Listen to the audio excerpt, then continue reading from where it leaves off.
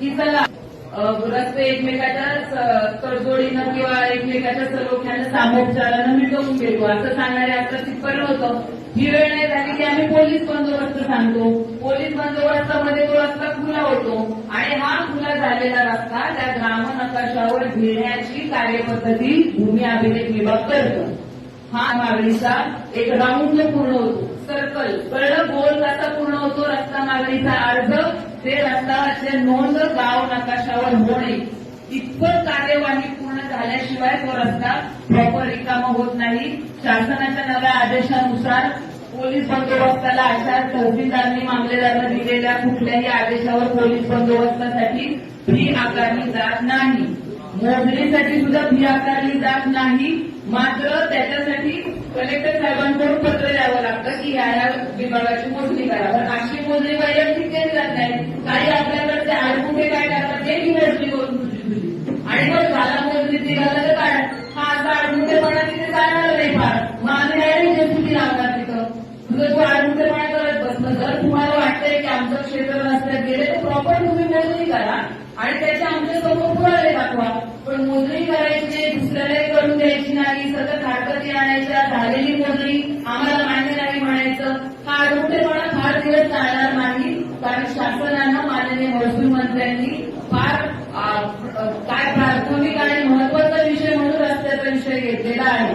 तर जिथं इथं कोणी नागरिक आले असतील, एका कुठल्या गावाचे सरपंच आले असतील, कोणी ग्रामसेवक असतील तर गावामध्ये ह्या गोष्टींची सगळ्यांनी संकल्पना आणि ही सगळ्या गोष्टी सिद्ध करा.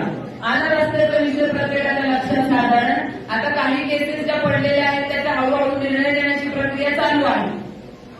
हा झाला तुमचा रस्त्याचा महत्वाचा विषय. दुसरा विषय काय माझ्याकडे आला, लोकांचे सातबारे जुळत नाही हा विषय आला. अजून माझ्याकडे काही विषय आला दुसरा की तुम्ही झालेला आहे किंवा आमची नावं सातबाऱ्याला लागत नाही. आता एक मावशी माझ्याकडे आल्या होत्या, त्यांचा एक फेरफार होता. त्यांच्या फेरफारामध्ये AB कडून A व्यक्तीकडून B खरेदी केली, पण त्या B व्यक्तीचं नाव अजूनही सातबाऱ्याला लागलं नाही. ह्या मावशी गेल्या 5 वर्ष फिरतायत. पण मग त्यांचं बघितल्यावर लक्षात काय आलं की प्रकरण व्यवस्थित आहे, मेरिट त्याच्याकडे आहे, पण तो मंजूर झाला होता. म्हणजे त्यांचा जो चुकीचा फेरफार झाला असेल किंवा काही रॉंग झाला असेल ते मंजूर झाले. ते कोणी मंजूर केलेलं असतं, मंडल अधिकाऱ्यांना.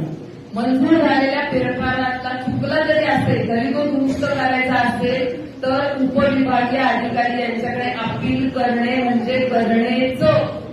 ह्याला दुसरा नसतो. तुम्ही 100 अर्ज करा, तुम्ही मुख्यमंत्र्यांना अर्ज करा, कलेक्टरांना अर्ज करा, ह्याला अर्ज करा, तक्रार करा, उपयोग होणार नाही. आपल्याला प्रॉपर काय केलं पाहिजे तो फेरफार घ्यायचा. मी आता जवळजवळ 3-4 लोकांना हेच सांगितलं की तो फेरफार घ्या, त्याच्यावर प्रांत अधिकाऱ्याकडे अपील करा, त्याच्यासाठी आवश्यक गोष्टी ज्या आहेत त्या प्रांत अधिकाऱ्यांच्या निदर्शनास आणते आणि तो निकाल घ्या. नुसते अर्ज करून होणार नाही. जसं की आता एक मुलगा आला होता, माधव नावाचा महादेव झाला, पण मग तो महादेव कशामुळे झाला होता तो फेरफार आपल्याला कळतो. हा फेरफार जर याच्यावर अपील केला तर हे निर्गत होतं. तिसरी गोष्ट आपल्याकडे काय अहवाल 1 आणि ह्यालाच लागून आता सगळे ते अहवाल 1 मध्ये आहे तुकडेबंदीचा विषय.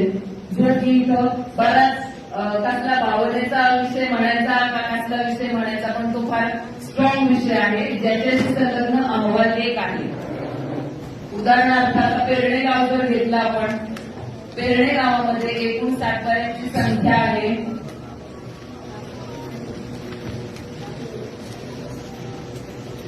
396 सातबारे. आता मी उदाहरणार्थ सांगते तुम्हाला, इतर गावाचे जे लोक आले त्यांनी लक्ष द्या त्याच्या विषयात. आता त्यातले 1396 मध्ये 1368 फेरफार सातबारे हे क्लिअर येतो की त्यांना काही अडचण नाही. ते ऑनलाईनवर तुम्हाला उपलब्ध होऊ शकतात. त्याच्यात काही दुरुस्त्या हे सगळं होऊ शकतं. राहिले 28. ह्या 28 पैकी हे 28 म्हणजे काय असतात 28? उदाहरणार्थ सातबारा असतो आपला 40 गुंठ्यांचा. 40 गुंठ्यांच्या सातबाऱ्यावर खरेदी खतं झालेली असतात 50 गुंठ्याची. 10 गुंठे खरेदी खत हवे झालेली असतात. म्हणजे काय झालेलं असतं, तुकडे पडलेले असतात जे की अलाउडच नाही. तुमचा भाग हा शेती व नाविकास भागामधला भाग आहे. इथे तुकडे अनधिकृतपणे पाडणे, ते तुकडे जरी आता काही लोक थोडा अभ्यास केलेले म्हणतात की 11 जणांनी मिळून 11 गुंठ्याचं खरेदी खत केले म्हणजे हा तुकडा नाही. पण मग ते 11 गुंठे तिथं जाऊन बाजरी लावतात का, ज्वारी लावतात का, काय करतात ते 11 लोक? करतात का शेती? मला चालेल एखाद्याने 11 गुंठ्यामध्ये ग्रीन हाऊस केलेला आहे आणि तो फुलांचा व्यापार करतोय, 11 जण मिळून तिथे चांगलं एक शेती करतायत, फुलांचा व्यापार चालेल मला. पण हे होत नाही. वस्तुस्थितीमध्ये हे 11 लोक येऊन तिथे गुंठ्यामध्ये घरं बांधतात. त्याला म्हणतात अनधिकृत घरं बांधणे आणि ही अनधिकृत खरेदी विक्री. आणि मग ही झाल्यामुळे आत्ताच मागे जे अधिवेशन झालं होतं त्याच्यामध्ये हा विषय फार स्ट्रॉंगली आला. वाघोली आणि लोणीकर भागातली एक केस तिथे एका आमदारांनी मांडली आणि मग ते अनधिकृत घरं पाडण्यासाठी पीएमआरडीएचे लोक तिथे गेले आणि मग तो सगळा वाद झाला. इथे नामक केवळ कायद्याच्या अज्ञानपणामुळे ह्या गोष्टी झालेल्या आहेत. तर जर आता मी त्याच्यात फार बारकाईने शिरले तर खूप त्रास होईल. मी त्याच्यामध्ये बारकाईने शिरण्या एवढी तो एवढा मोठा स्केलमध्ये हा विषय आहे की हा राज्य शासन आणि त्या लेवलवर करण्याचा हा विषय आहे. त्यामुळे आपण डाटा आता जमा करतोय आणि त्या डाटा वाईज आपण राज्य शासनाला ह्या काही गोष्टी निदर्शनास आणून देण्याचा प्रयत्न करतोय. मध्ये आपल्याला काय रिलीफ आला होता की जी पीएमआरडीएच्या निवासी झोनमध्ये जे गट आहेत आपले तुकडे पडलेले ते आपल्याला नियमित करण्याची फॅसिलिटी अवेलेबल होती. कधी होती ती? 3 मार्च 2025च्या आधीपर्यंत. का होती 3 मार्च 2025? काय तारीख का महत्वाची आहे? त्या तारखेच्या आधी प्रारूप झोनमध्ये पीएमआरडीएने केलेल्या प्रारूप झोनमध्ये एखादं क्षेत्र जर निवासीमध्ये आलं असेल तर ते तुकडे सगळे आपण नियमित करून घेत होतो. पण आता 3 मार्च नंतर तो प्रारूप काय केलाय माहितीये का? नॉलेज प्रारूप जो आराखडा होता पीएमआरडीएचा काय केला? रद्द केला ना.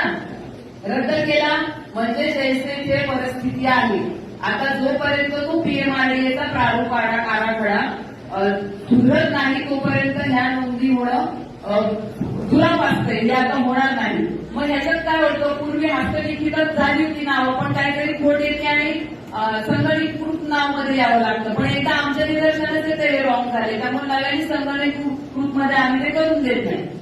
म्हणजे ही बरीच समस्या असते त्याच्यामध्ये. आता ज्यावेळी शासन लार्ज स्केलवर ह्या गोष्टींची माहिती घेऊन त्याच्यावर काही काम करेल आणि एखादं जीआर पास करेल. मे बी पॉझिटिव्हली विचार करायचा झाला तर प्रारूप आराखडा मंजूर होताना अजून काही गट हे निवासी झोनमध्ये येऊ शकतात. ह्या भागातला विकास पाहता, ह्या भागात येणारे महाराष्ट्रभरातलं राज्यभरातलं येणारे डेव्हलपमेंट, याच्यातनं येणारे मजदूर कामगार हे लोकच इथे घरं घेतात. त्यामुळे ह्याच्यामध्ये डेव्हलपमेंट होऊ शकते असा आपण सकारात्मक दृष्टिकोन विचार करण्यास हरकत नाही. तुकडेबंदी बद्दल कुणाचं झाला का व्यवस्थित क्लिअर विषय का अजून शंका आहे?